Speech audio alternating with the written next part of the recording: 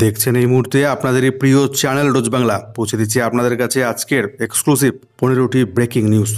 বিস্তারিত সংবাদে যাব তার আগে এক নজরে দেখে নিচ্ছি আজকের বিশেষ সংবাদের শিরোনামগুলি, হেডলাইন্সগুলি এক নজরে। আমেরিকান প্রেসিডেন্ট ডোনাল্ড ট্রাম্পকে শায়েস্তা করতে নতুন রাজনৈতিক দল আমেরিকা পার্টি গঠন করল বিশ্বের সবথেকে ধনী ব্যক্তি ইলন মাস্ক। অপরদিকে গদি টলমল, টানা 30 দিন নিখোঁজ, প্রেসিডেন্টের ক্ষমতা হারাচ্ছেন চীনা প্রেসিডেন্ট শি জিনপিং। ভারতকে আম পাঠাতেন শেখ হাসিনা, নতুন বাংলাদেশের রীতি বদল, এবার চীনকে অমৃত ফল উপহার দিচ্ছেন মোহাম্মদ ইউনুস। সরকারি বাংলো আটকে রেখেছেন সুপ্রিম কোর্টের ভারতের সুপ্রিম কোর্টের প্রাক্তন প্রধান বিচারপতি, কেন্দ্রকে নালিশ এবার সুপ্রিম কোর্টের। 21শে জুলাই চমক দেখবে গোটা বাংলা। বিজেপি থেকে কি তৃণমূলে যোগ দিচ্ছে দিলীপ ঘোষ? তুঙ্গে জল্পনা, ইঙ্গিত দিলীপ ঘোষের। চাকুরিহারা শিক্ষকদের জন্য সুখবর। এছাড়াও রাজ্যের প্রাথমিক উচ্চ প্রাথমিক বিদ্যালয়গুলিতে প্যারা টিচার পার্শ্ব শিক্ষকদের বেতন বেড়ে হচ্ছে 40,000। 21শে জুলাইয়ের মধ্যে পশ্চিমবাংলায় জোড়া সভা করতে আসছেন প্রধানমন্ত্রী নরেন্দ্র মোদী। 9 অগস্ট মমতাকে আটকে রাখা হবে নবান্নে ঢুকলে বেরোতে পারবেন না, চ্যালেঞ্জ শুভেন্দু অধিকারীর। অপরদিকে ইংল্যান্ডের বিরুদ্ধে বিরাট বড় জয় ভারতীয় ক্রিকেট টিমের। বিস্তারিত জানাবো ওয়েদার রিপোর্টে কেমন থাকবে পশ্চিমবঙ্গের আজকের বাংলার আবহাওয়া। জুড়ে থাকুন শেষ পর্যন্ত। বিস্তারিত জানবার জন্য চ্যানেলটিতে নতুন এসে থাকলে সাবস্ক্রাইব করে পাশের বেল আইকনে ক্লিক করবেন, মতামত জানাবেন কমেন্ট বক্সে লিখে, লাইক করে শেয়ার করতে ভুলবেন না। আমেরিকা রাজনীতিতে নয়া মোড়, নতুন একটি রাজনৈতিক দল গঠনের কথা ঘোষণা করলেন বিশ্বের সবথেকে ধনী ব্যক্তি ধনকুবের এলন মাস্ক। দলটির নাম দিয়েছেন আমেরিকা পার্টি। স্থানীয় সময় শনিবার সামাজিক যোগাযোগ মাধ্যম এক্সে এক পোস্টে তিনি এই ঘোষণা করেন। সেই সঙ্গে চ্যালেঞ্জ ছুড়ে দিয়েছেন আমেরিকার বর্তমান রাজনৈতিক ব্যবস্থাকে। মাস্কের অভিযোগ, মার্কিনীদের স্বাধীনতা হরণ করা হয়েছে। আপনাদের স্বাধীনতা ফিরিয়ে দিতে আজ আমেরিকা পার্টির জন্ম হলো, লিখেছেন ডোনাল্ড ট্রাম্পের একদা ঘনিষ্ঠ ওই সহযোগী। মাস্কের নিজস্ব রাজনৈতিক দল গঠনের ঘোষণাকে কিভাবে দেখছেন ডোনাল্ড ট্রাম্প এবং হোয়াইট হাউসের তরফে তাৎক্ষণিক কোনো প্রতিক্রিয়া পাওয়া যায়নি। সাম্প্রতিক সময়ে ট্রাম্পের সঙ্গে মাস্কের মতো পার্থক্য একাধিকবার সংবাদ শিরোনামে উঠে এসেছে, যার পরিপ্রেক্ষিতে এবার নিজের রাজনৈতিক দল গঠনের পথে পা বাড়ালেন টেসলা কর্তা। প্রস্তুতি হিসেবে একটি সমীক্ষা চালিয়েছিলেন তিনি। আমেরিকায় নতুন রাজনৈতিক দল দরকার রয়েছে কিনা এই প্রশ্ন করেছিলেন দেশবাসীকে। এক্সে চালানো ওই সমীক্ষায় 12 লক্ষ ভোট পড়ে, যার 2/3 নতুন দলের পক্ষে মত দিয়েছেন বলে জানিয়েছেন তিনি। প্রসঙ্গত আপনাদেরকে জানিয়ে রাখি, ডোনাল্ড ট্রাম্পের নির্বাচনী প্রচারে এবার বড় অঙ্কের অর্থ ঢেলেছিলেন মাস্ক। ট্রাম্পের দ্বিতীয় মেয়াদের শুরুতে প্রশাসনের গুরুত্বপূর্ণ পদে দেখা গিয়েছিল ইলন মাস্ককে, কিন্তু কিছুদিন পর থেকে দুজনের মধ্যে টানাপোড়েন শুরু হয়। সম্প্রতি ট্রাম্পের বিরুদ্ধে মুখ খুলে পরে পিছু হটেছিলেন টেসলা কর্তা, কিন্তু সম্পর্কের ফাটল মেরামতির আগেই ফের মার্কিন প্রেসিডেন্টের সমালোচনায় সরব হলেন তিনি। নেপথ্যে বিগ বিউটিফুল বিল। মাস্কের নতুন রাজনৈতিক দল গঠনের মধ্য দিয়ে বিরোধ আরও তীব্র হলো আমেরিকায়। এদিন আরও একবার ট্রাম্পের বিগ বিউটিফুল বিলের কড়া সমালোচনা করেছেন মাস্ক। তিনি বলেছেন, বিলটি আমেরিকা তথা যুক্তরাষ্ট্রকে দেউলিয়া করে ছাড়বে। গদি টলমল, নিখোঁজ টানা 16 দিন। ক্ষমতা হারাচ্ছেন চীনের প্রেসিডেন্ট শি জিনপিং, তুঙ্গে জল্পনা। মাও জে দংয়ের পর চীনের সবথেকে প্রভাবশালী নেতা হিসেবে উঠে এসেছেন শি জিনপিং। গত 13 বছর ধরে চীনের সর্বেসর্বা তিনি। চীনের কমিউনিস্ট পার্টিতেও তার সমকক্ষ কেউ নেই। এহেন দাপুটে নেতারও নাকি গদি এবার টলমল। একাধিক আন্তর্জাতিক সংবাদ মাধ্যমের দাবি, চীনের কমিউনিস্ট পার্টির শীর্ষ নেতা তথা প্রেসিডেন্টকে 2027 সালের আগেই অবসরে পাঠানো হচ্ছে। সম্প্রতি কমিউনিস্ট পার্টির পলিট ব্যুরো মিটিংয়ে নেওয়া একাধিক সিদ্ধান্তের জেরেই জল্পনা তৈরি হয়েছে। সমস্ত রীতি ভেঙে আজীবন দেশ, দল, সেনার সর্বাধিনায়ক থাকার জন্য আগে থেকেই রাস্তা পরিষ্কার করে রেখেছিলেন শি জিনপিং।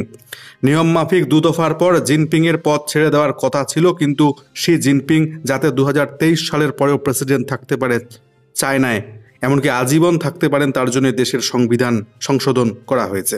পার্টির সাধারণ সম্পাদক, সেন্ট্রাল মিলিটারি কমিশনের চেয়ারম্যান পদেও 2 বারের বেশি থাকার নিয়ম নেই চীনে, কিন্তু সেই প্রাচীর আগেই ভেঙে দিয়েছিলেন শি জিনপিং। চীনের সংসদে বিল পাস করিয়ে ফেলেছিলেন 2018 সালে। 95% ভোট পড়েছিল তার পক্ষে। নতুন নিয়মের বলে এখনও দেশ, দল, দেশ, সেনার সর্বাধিনায়ক শি জিনপিং। 2027 সালে তার 3য় মেয়াদ শেষ হবার কথা রয়েছে, কিন্তু তারপরেও তিনি ক্ষমতায় থাকবেন কিনা সেটা নিয়ে তৈরি হয়েছে এবার চরম সংশয়। আসলে সম্প্রতি চীনের কমিউনিস্ট পার্টির পলিট ব্যুরো বৈঠকে গুরুত্বপূর্ণ একাধিক সিদ্ধান্ত নেওয়া হয়েছে।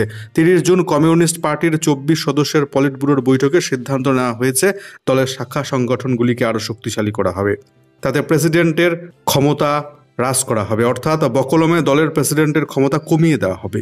কমিউনিস্ট পার্টির গুরুত্বপূর্ণ এজেন্সিগুলির কাছে কিছু ক্ষমতা হস্তান্তর শুরু করেছেন জিনপিং নিজেই। তারপরেই জল্পনা শোনা যাচ্ছে এবার সেই জিনপিংকে অবসরে পাঠানো হচ্ছে। জল্পনার আরও একটি বড় কারণ হলো মাঝে মাঝেই এখন জনসমক্ষে দেখা যাচ্ছে না শি জিনপিংকে। এর আগে 21 মে থেকে 5 জুন জিনপিংকে জনসমক্ষে একেবারেই দেখা যায়। চীনা প্রেসিডেন্টের রহস্যজনকভাবে টানা 16 দিনের অনুপস্থিতি এসব জল্পনার মূল কারণ বলে মনে করা হচ্ছে। এসবের মধ্যে ব্রাজিলে আয়োজিত ব্রিক্স সম্মেলনেও যোগ দেননি শি জিনপিং। প্রতি বছর নিয়ম করে ভারতের প্রধানমন্ত্রী নরেন্দ্র মোদী পশ্চিমবঙ্গের মুখ্যমন্ত্রী মমতা ব্যানার্জিকে আম পাঠাতেন বাংলাদেশের তৎকালীন প্রধানমন্ত্রী শেখ হাসিনা। নতুন বাংলাদেশে পুরোপুরি বদলে গেল রীতি। এবার চীনকে অমৃত ফল উপহার মোহাম্মদ ইউনূসের। প্রতি বছর এই মৌসুমে ভারতের প্রধানমন্ত্রী নরেন্দ্র মোদী সহ একাধিক নেতাকে আম উপহার দিতেন শেখ হাসিনা, কিন্তু তিনি গদিচ্যুত হওয়ায় আমূল বদলে গেল বাংলাদেশের রীতিনীতি। বদল এসেছে কূটনীতিতে। এবছর দিল্লিকে আম, ঢাকার সৌজন্যের চিত্রটা পাল্টে গেল। এবার চীনের প্রেসিডেন্ট শি জিনপিংকে অমৃত ফল আম উপহার পাঠাচ্ছেন অন্তর্বর্তী সরকারের প্রধান উপদেষ্টা মোহাম্মদ ইউনূস। রবিবার ঢাকায় রাষ্ট্রীয় অতিথি ভবন যমুনায় চীনের রাষ্ট্রদূত ইয়াও ওয়েনের সঙ্গে বৈঠকে বসেছিলেন ইউনূস। তার সাম্প্রতিক চীন সফরের ফলাফল পর্যালোচনা, দুই দেশের সহযোগিতা বৃদ্ধি করতে পরবর্তী পদক্ষেপের জন্য আলোচনা করেন তারা। বৈঠকে উভয় পক্ষ অবকাঠামো, বাণিজ্য, স্বাস্থ্যসেবা, শিক্ষা, সংস্কৃতি সহ বিভিন্ন খাতের আলোচনাকে বাস্তবায়নযোগ্য প্রকল্পে রূপান্তর করার জন্য ইচ্ছা ব্যক্ত করেন। এই আলোচনাতে প্রধান উপদেষ্টা চীনের প্রেসিডেন্টকে আম পাঠানোর ইচ্ছা প্রকাশ করেছেন বলে জানা যাচ্ছে। জানা গিয়েছেন চীনের বাণিজ্যমন্ত্রী খুব দ্রুত বাংলাদেশ সফর করবেন। নতুন বিনিয়োগের সুযোগ খুঁজতে বিনিয়োগকারীদের 100 সদস্যের একটি প্রতিনিধি দল নিয়ে আসবেন। প্রসঙ্গত কয়েকদিন আগেই উত্তর জনপদ জেলা চাঁপাই নবাবগঞ্জ থেকে 1,20,000 মেট্রিক টন আম কিনতে আগ্রহ প্রকাশ করেছে চীন। শিবগঞ্জ উপজেলার কয়েকটি আমবাগান পরিদর্শন করেন চীনের আমদানিকারক মি সু উই। আমবাগানগুলো দেখে খুব পছন্দ করেন তিনি। এর ফলে ইউরোপ, মধ্যপ্রাচ্যের পর চীনের বাজারে প্রথমবারের মতো বাংলাদেশের আম রপ্তানির সম্ভাবনা তৈরি হয়েছে। ফলে বিনিয়োগ থেকে ব্যবসা বাণিজ্য সব ক্ষেত্রেই ইউনূসের নতুন বাংলাদেশের উপর জাঁকিয়ে বসছে এবার চীন। ভারতের বিরুদ্ধে ফের বিষ উগলে দিলেন পাকিস্তানের প্রধানমন্ত্রী শাহবাজ শরীফ। পহেলগাঁও হামলা দুর্ভাগ্যজনক, কিন্তু নয়াদিল্লি ওই ঘটনাকে নাকি ব্যবহার করে প্রাদেশিক শান্তি বিঘ্নিত করার চেষ্টা করেছে। ভারতের বিরুদ্ধে বিষ ছড়িয়ে এমনই মন্তব্য করলেন পাকিস্তানের প্রধানমন্ত্রী শাহবাজ শরীফ। পাশাপাশি অপারেশন সিঁদুরকে অপ্রীতিকর, বেপরোয়া আক্রমণ বলে আখ্যা দিয়েছেন পাক প্রধানমন্ত্রী। আজারবাইজানে ইকোনমিক কোঅপারেশন অর্গানাইজেশন সম্মেলনে যোগ দিতে গিয়ে তিনি বলেন, জম্মু কাশ্মীরে দুর্ভাগ্যজনক ঘটনার পর ভারত পাকিস্তানের ওপর হামলা চালিয়েছে। নয়াদিল্লির এই আচরণ ছিল অপ্রীতিকর, বেপরোয়া। অপারেশন সিঁদুরের মাধ্যমে ভারত প্রাদেশিক শান্তি বিঘ্নিত করার চেষ্টা করেছিল। এখানে বলে রাখা ভালো, অপারেশন সিঁদুরের পর তুরস্কের পাশাপাশি পাকিস্তানের পাশে দাঁড়িয়েছিল আজারবাইজান।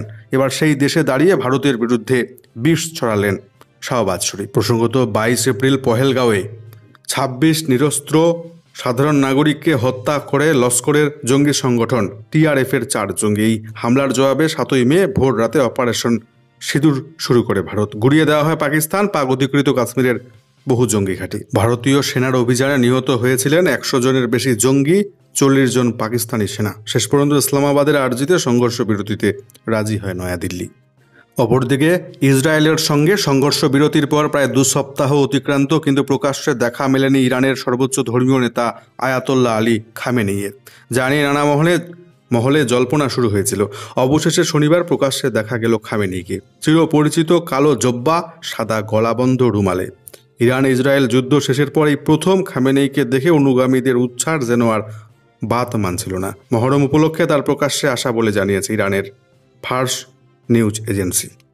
অপরদিকে 22 দিন পর অবশেষে নড়ল চাকা। রবিবার তিরুবনন্তপুরম বিমানবন্দর চত্বর থেকে সরিয়ে নেওয়া হলো ব্রিটিশ সেনার অত্যাধুনিক F-35 যুদ্ধবিমান।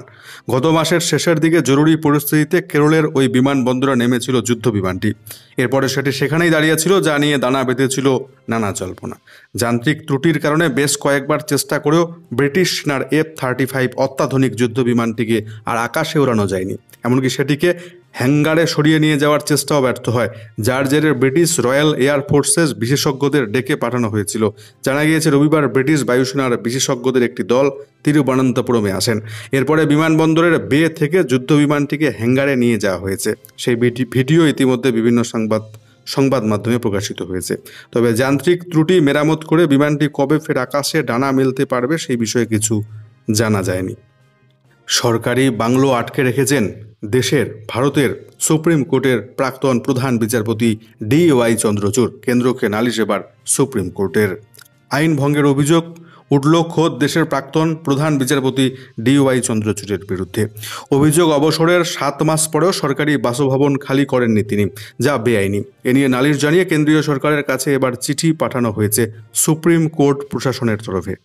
অবিলম্বে ওই বাংলো খালি করতে সরকারের পদক্ষেপ প্রার্থনা করা হয়েছে চিঠিতে। পাশাপাশি বাংলোটি যাতে বর্তমান বিচারপতিদের বরাদ্দ করা যায় সেই ব্যবস্থাও করতে বলেছে দেশের সর্বোচ্চ আদালতের প্রশাসন। সুপ্রিম কোর্টে মোট 34 জন বিচারপতি থাকার কথা, তার মধ্যে বর্তমানে একটি আসন শূন্য। প্রধান বিচারপতি BR গাভাই সহ মোট বিচারপতির সংখ্যা 33। খবরের প্রকাশ, এর মধ্যে 4 জন বিচারপতিকে এখনও পর্যন্ত কোনো বাড়ি বরাদ্দ করা যায়নি, ফলে 3 জন বিচারপতি আদালতের ট্রানজিট অ্যাপার্টমেন্টে রয়েছে, একজন রয়েছেন অতিথিশালা। দেশের প্রধান বিচারপতির জন্য বরাদ্দ হয় রাজধানীর কৃষ্ণ মেনন মার্গের একটি বাংলো, সেটি অবিলম্বে প্রয়োজন বলে মত সুপ্রিম কোর্ট প্রশাসনের। অথচ প্রাক্তন প্রধান বিচারপতি চন্দ্রচূড় বাংলো খালি না করায় তা সম্ভব হচ্ছে না কোনোভাবেই। 2024 সালের 10ই নভেম্বর ভারতের প্রধান বিচারপতির পদ থেকে অবসর নেন চন্দ্রচূড়। সরকারি নিয়ম অনুযায়ী পদে থাকাকালীন একজন প্রধান বিচারপতির টাইপ 8 বাংলো প্রাপ্য। অবসর গ্রহণের পর তার জন্য বরাদ্দ হয় টাইপ 7 বাংলো। বিনা ভাড়ায় সেখানে 6 মাস পর্যন্ত থাকতে পারেন তিনি। কিন্তু অবসর গ্রহণের পর 6 মাসের বেশি সময় কেটে যাওয়ার পরেও চন্দ্রচূড় তার টাইপ 8 বাংলোটি ছাড়েননি বলে অভিযোগ উঠেছে। 21শে জুলাই চমক দেখবে গোটা বাংলা, খড়গপুর থেকে ইঙ্গিত বিজেপি নেতা প্রাক্তন বিজেপি রাজ্য সভাপতি দিলীপ ঘোষের। বড় কোনো সভা হোক বা কোনো অনুষ্ঠানে আর ডাক পান না, তাই বলে দুঃখ নেই দিলীপ ঘোষের। সাধারণ কর্মী হিসেবে কাজ করবেন বলে আগেই জানিয়ে দিয়েছেন দিলীপ ঘোষ। প্রাতঃ ভ্রমণে বেরিয়ে মাঝে মধ্যে খবরের শিরোনামে এলেও সেইভাবে আগের মতো তাকে রাজনীতির ময়দানে দেখা যায় না। রবিবারের সকালে খড়গপুর থেকে নিজের বাগানে ড্রাগন গাছের পরিচর্যা করতে দেখা গেল বিজেপির প্রাক্তন রাজ্য সভাপতিকে। সেখানে দাঁড়িয়ে রাজনীতি নিয়ে মুখ খুলেছেন তিনি। বিজেপির প্রাক্তন রাজ্য সভাপতি জানিয়েছেন, 21শে জুলাই 21 তারিখ নতুন চমক দেখবে বাংলা। স্বপ্ন দেখুক সবাই, দাবি করতে সমস্যা নেই। তার এই মন্তব্যের পরেই শুরু হয়েছে জল্পনা। সামনে 21শে জুলাই, ওই দিনই দলকে বার্তা দেন তৃণমূল সুপ্রিমো মমতা ব্যানার্জি। সামনের বছর রাজ্যে বিধানসভা নির্বাচন, তার আগে 21 জুলাইয়ের সভা। প্রতি বছর এই সভাতে বিরাট বড় চমক থাকে, এবারও তেমন চমক রয়েছে আগেই বলা হয়েছে। এবার কোনো রাজনৈতিক হেভিওয়েট যোগ দিতে পারেন বলে মনে করা হচ্ছে। এর মধ্যে দিলীপ ঘোষের চমক মন্তব্য জল্পনা ছড়িয়েছে বঙ্গ রাজনীতিতে। অনেকেই বলছেন দিলীপ ঘোষ কোনোদিনই তৃণমূলের দিকে পা দেবেন না। তবে 21 জুলাই কি চমকের কথা বলেছেন দিলীপ ঘোষ, সেটাই এখন জল্পনা। তবে গেরুয়া শিবিরে যে দিলীপ ঘোষের কদর অনেকটাই কমেছে তা স্পষ্ট। বিজেপির শীর্ষ নেতৃত্ব রাজ্যে এলেও এখন ডাক পান না দিলীপ ঘোষ। এখানেই শেষ নয়, নতুন রাজ্য সভাপতি হিসেবে শ্রমিক ভট্টাচার্য দায়িত্ব নেওয়ার দিনেও ডাকা হয়নি দিলীপ ঘোষকে। রাজ্যের প্রাথমিক এবং উচ্চ প্রাথমিক বিদ্যালয়গুলিতে পার্শ্ব শিক্ষক বা প্যারা টিচার হিসেবে যারা কাজ করছেন তাদের জন্য আসতে চলেছে বিরাট বড় সুখবর। সূত্রের খবর অনুযায়ী বেতন বৃদ্ধি হতে চলেছে কয়েক গুণ। পদের নাম হচ্ছে পরিবর্তন, বদলির সুবিধা, ছুটি, অন্যান্য সুযোগ সুবিধা সবকিছু নিয়ে রাজ্য সরকার গভীরভাবে চিন্তা ভাবনা করছে। সবথেকে বড় পরিবর্তন হতে চলেছে পদের নামকরণে। দীর্ঘদিনের প্যারা টিচার পদকে নতুন করে নাম দেওয়া হতে চলেছে অতিরিক্ত সহকারী শিক্ষক। এই পরিবর্তনের পেছনে রয়েছে কৌশলগত চিন্তা। যেহেতু শিক্ষার অধিকার আইনে নতুন করে প্যারা টিচার পদে নিয়োগে বাধা রয়েছে, তাই নতুন নাম ব্যবহার করে নিয়োগ চালু রাখা সম্ভব হতে পারে। বিশেষজ্ঞদের মতে 26,000 চাকুরিচ্যুত শিক্ষাকর্মীদের ফের নিয়োগের রাস্তা খোলা রাখতেই এই পদক্ষেপ করা হয়েছে। বেতন বৃদ্ধি নিয়ে জল্পনা অনেকদিন ধরেই চলছিল, এবার সেই জল্পনায় নতুন মাত্রা যুক্ত হলো। প্রস্তাবিত বেতন বৃদ্ধি হলে তা হবে প্রায় 3 গুণ। সম্ভাব্য বেতন কাঠামো হতে পারে প্রাইমারি প্যারা টিচারদের জন্য 35,000 টাকা মাসে, আপার প্রাইমারি প্যারা টিচারদের জন্য 40,000 টাকা প্রতি মাসে। এই বেতন সহকারী শিক্ষকদের প্রারম্ভিক বেতনের কাছাকাছি, যা দীর্ঘদিনের আন্দোলনের এক বড় অর্জন হতে পারে। এছাড়াও চাইল্ড কেয়ার লিভ, মহিলা প্যারা টিচারদের জন্য 730 দিনের চাইল্ড কেয়ার লিভ চালুর প্রস্তাব রয়েছে।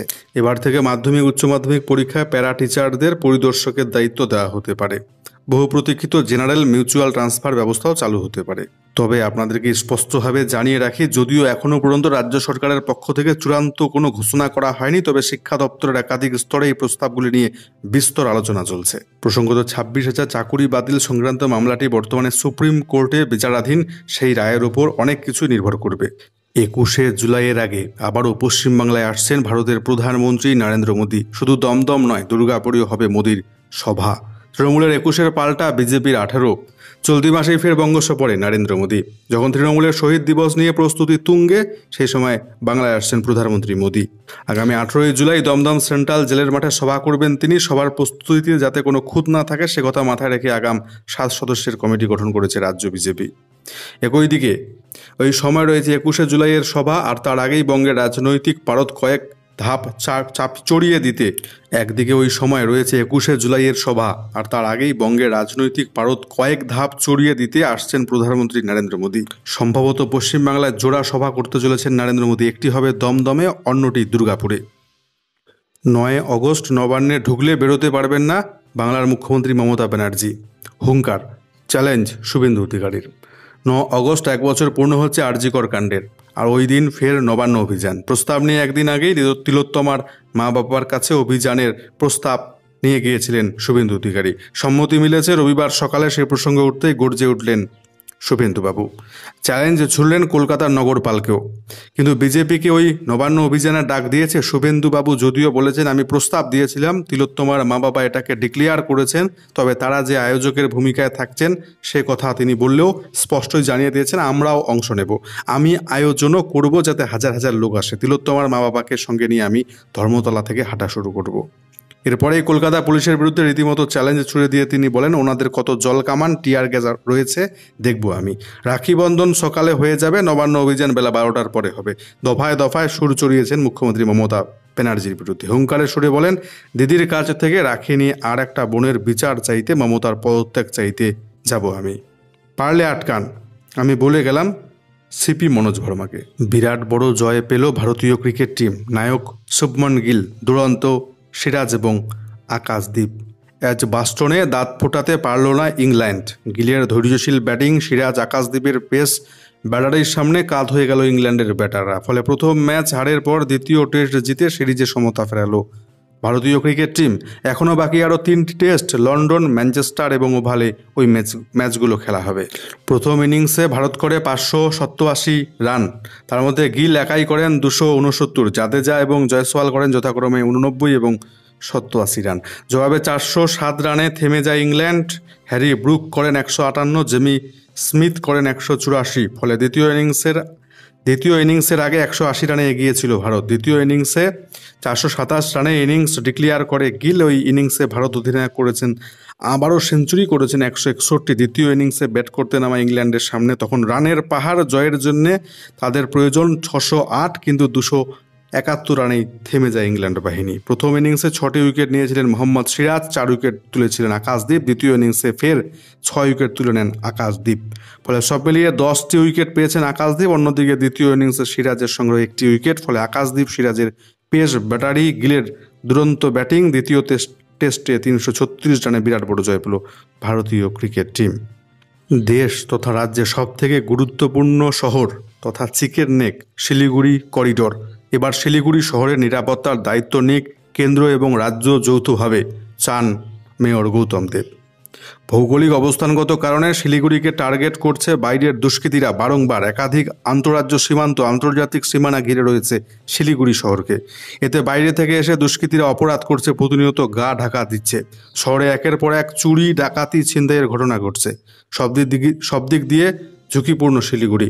তাই নিরাপত্তা জোরদার করতে এবার শিলিগুড়িকে জাতীয় গুরুত্বপূর্ণ শহর ঘোষণার দাবি জানাতে মুখ্যমন্ত্রীকে প্রস্তাব পাঠাচ্ছেন মেয়র গৌতম দেব। আজ বাংলার কোন জেলায় কেমন থাকবে আবহাওয়া, নজর রাখছি শুরুতেই দক্ষিণবঙ্গের জেলাগুলিতে। আজকে দক্ষিণবঙ্গের প্রত্যেকটি জেলাতেই বিক্ষিপ্তভাবে হালকা মাঝারি বৃষ্টিপাত চলবে। তার সাথে সাথে আজকে জেলাগুলিতে 30 থেকে 40 কিমি বেগে বিক্ষিপ্তভাবে ঝোড়ো হাওয়া বয়ে যাবে বলে জানাচ্ছে আবহাওয়া দপ্তর। এছাড়াও আজকে দক্ষিণবঙ্গের দক্ষিণ 24 পরগনা জেলার কিছু কিছু স্থান জুড়ে ভারী বৃষ্টিপাতের সম্ভাবনা। এছাড়াও ঝাড়গ্রাম, পুরুলিয়া এই দুটো জেলাতেও 7 থেকে 11 সেন্টিমিটারের মতো ভারী বৃষ্টিপাতের জন্য হলুদ সতর্কবার্তা জারি রেখেছে আবহাওয়া দপ্তর। অপরদিকে উত্তরবঙ্গের প্রত্যেকটি জেলাতে বিক্ষিপ্তভাবে হালকা মাঝারি বৃষ্টিপাত চলবে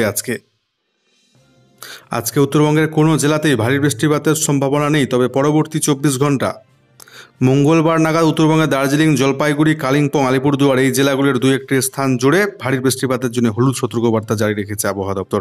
মঙ্গলবার এবং বৃহস্পতিবার দার্জিলিং, জলপাইগুড়ি, কালিম্পং, আলিপুরদুয়ার এই জেলাগুলিতে ভারী বৃষ্টিপাতের সম্ভাবনা।